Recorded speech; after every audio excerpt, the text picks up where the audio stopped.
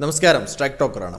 ചരിത്രത്തിലെ ഏറ്റവും വലിയ പ്രാതിനിധ്യമാണ് മന്ത്രിസഭയിൽ ഇത്തവണ എറണാകുളം ജില്ലയ്ക്ക്. മുഖ്യമന്ത്രിയും 3 മന്ത്രിമാരും ഉൾപ്പെടെ 4 പേർ പുതിയ മന്ത്രിസഭയിൽ ജില്ലയുടെ പ്രതിനിധികളായി ഉണ്ടാകും. ഇതിൽ 3 പേരും ആദ്യമായാണ് മന്ത്രി കസേരയിൽ.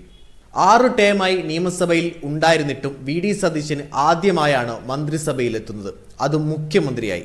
കേരള കോൺഗ്രസ് ജേക്കബ് വിഭാഗത്തിൽ നിന്ന് അനൂപ് ജേക്കബ് 2ാം തവണയാണ് മന്ത്രിയാകുന്നത്.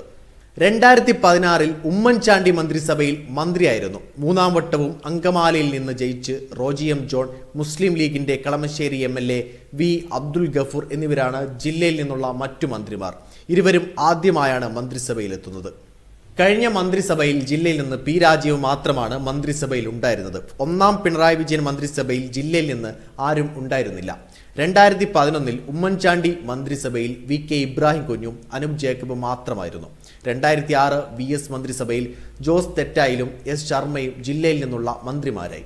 2004 ഉമ്മൻചാണ്ടി മന്ത്രിസഭയിൽ ഡൊമിനിക് പ്രസന്റേഷൻ മാത്രമായിരുന്നു ജില്ലയിൽ നിന്നുണ്ടായിരുന്ന മന്ത്രി. ചരിത്രത്തിലാദ്യമായി ജില്ലയിൽ മുഴുവൻ സീറ്റിലും UDF സ്ഥാനാർത്ഥികളെ വിജയിപ്പിക്കാനായതും ക്യാബിനറ്റിലെ പ്രാതിനിധ്യം വർദ്ധിക്കാൻ കാരണമായി. 3 ഘടകകക്ഷികൾ മത്സരിച്ചെങ്കിലും കേരള കോൺഗ്രസ് ജേക്കബിലെ അനൂപ് ജേക്കബ്, മുസ്ലിം ലീഗിന്റെ വി അബ്ദുൽ ഗഫൂർ എന്നിവർക്കാണ് മന്ത്രിസഭയിലേക്ക് അവസരം ലഭിച്ചത്. വീഡിയോ ഇഷ്ടമായി ലൈക്ക് ചെയ്യുക, നിങ്ങളുടെ അഭിപ്രായം രേഖപ്പെടുത്തുക.